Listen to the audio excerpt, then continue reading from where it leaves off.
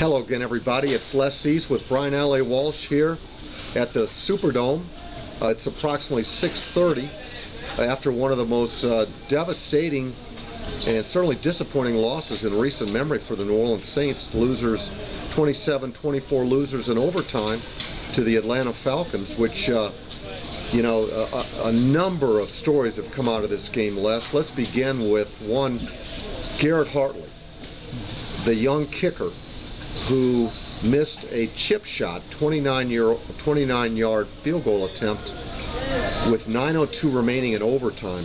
Essentially not much longer than an extra point. He duck hooked it wide left, reminiscent of two kicks earlier in a 14-9 victory against San Francisco. Minnesota, and the same guy who admittedly hit a wounded duck through the uprights to beat San Francisco on the last play of the game a week ago. Garrett Hartley, what is his status? What's going to happen, do you think?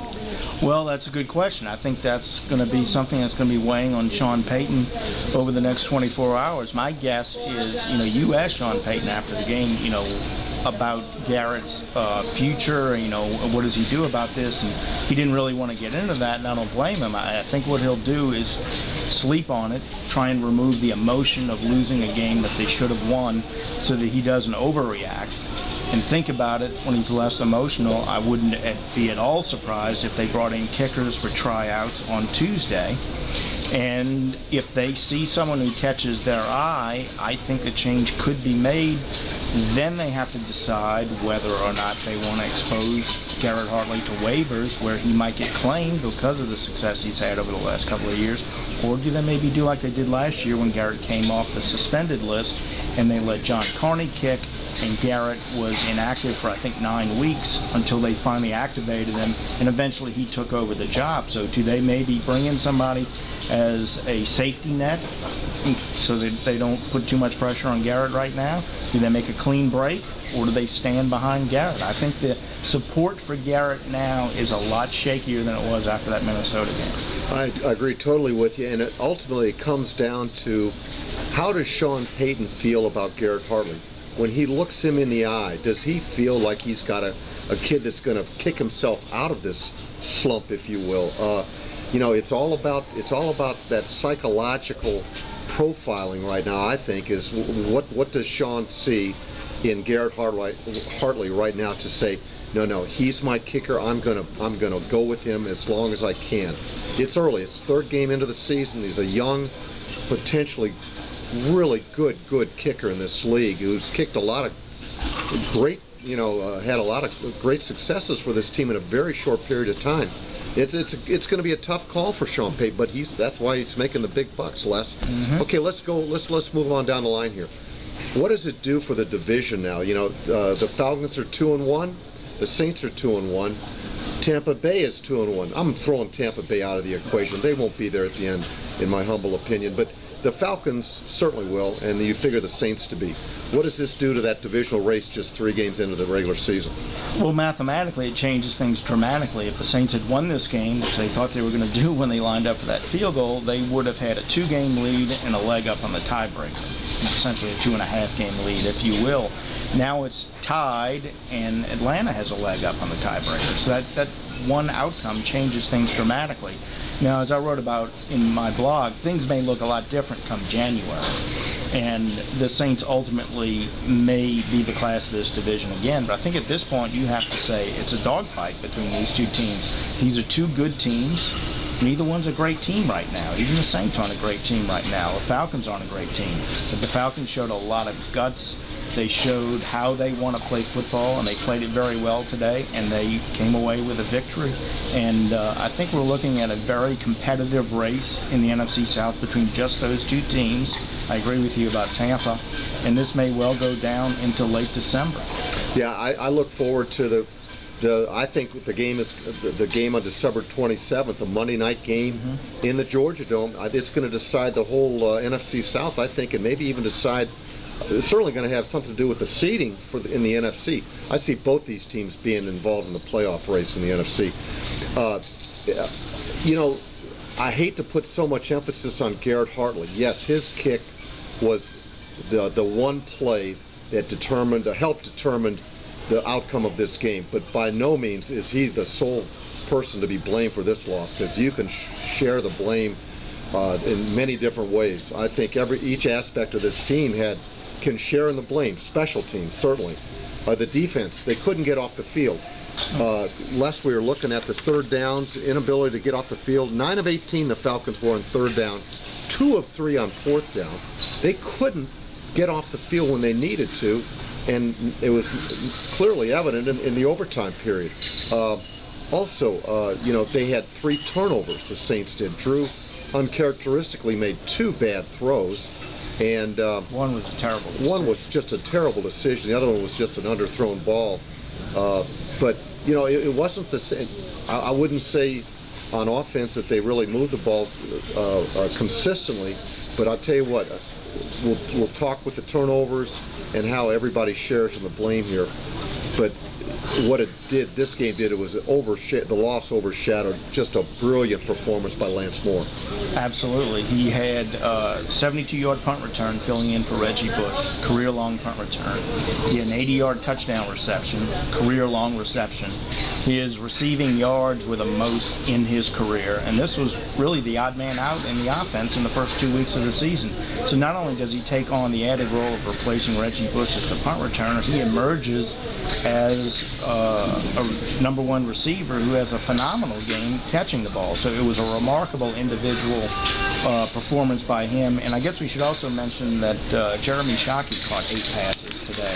And not with the flair that Lance had, but a lot of short to medium passage, which really compensated for the lack of a consistent running game. They really kind of turned the running game over to Jeremy Shockey on the short passes. Yeah, you know what? Had Garrett hit it should be noted that Garrett tied the game with the field goal, sent it into overtime. But and that field goal was assisted, got a great assist from a fourth down and catch by Jeremy Shockey, who laid it out to keep the drive alive and send the game into overtime. You're right.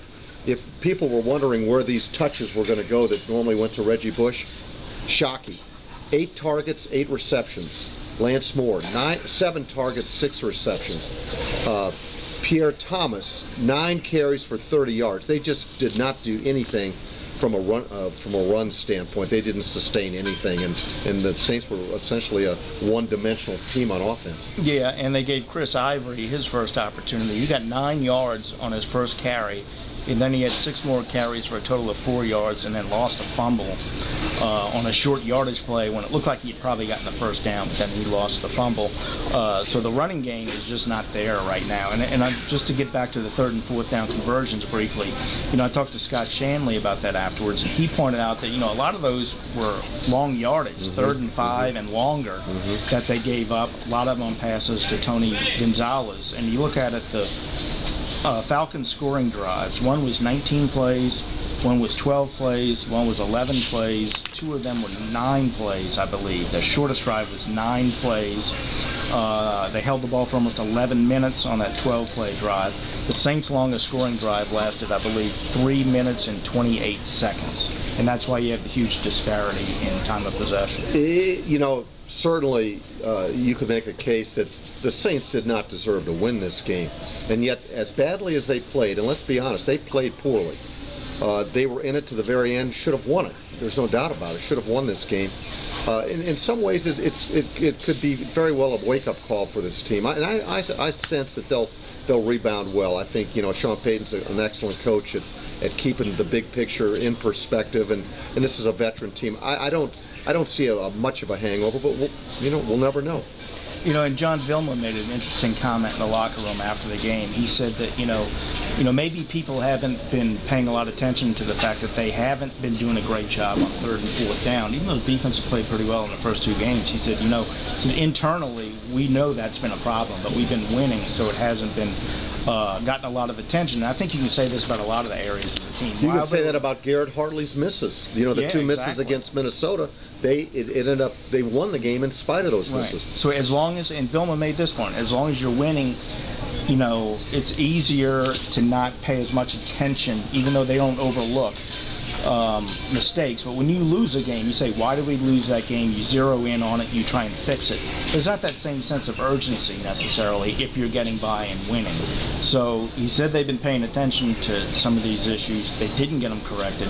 Now there'll probably be a greater sense of urgency. I think it's good that they're home next week, and I think it's good that they're playing a Carolina team that's not very good. Should give them an opportunity to maybe work out some of these kinks where they don't have to play their best game to maybe get a win. Yeah, there's no better teaching tool, I think, than to put the reel on this game and show people. Just in closing here, Les, you know, as we look forward to the rematch on December the 27th in the Georgia Dome, the Falcons, 50 rushes for 202 yards, 30 carries, 114 yards by Michael the Burner Turner. Tony Gonzalez, 9 targeted, 8 catches for 110 yards and 1 touchdown. He showed why he's headed for the Hall of Fame. But he had 4 catches for 54 yards and no touchdowns coming into this game. And they made him, they put him one step closer to the Hall of Fame today with the way that they defended him.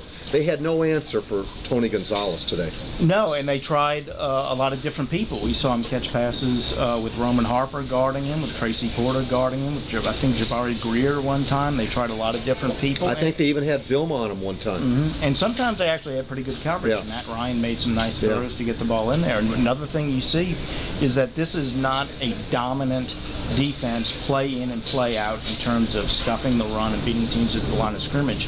And if they don't generate turnovers and come out on the plus side of the turnovers, you find out that play in and play out, it's not an outstanding defense. They have to be +2, +1, +2, +3 on turnovers for this defense to be really effective. They were -2 today, even though they created 1 takeaway. And, you know, play in and play out, sometimes they get beat.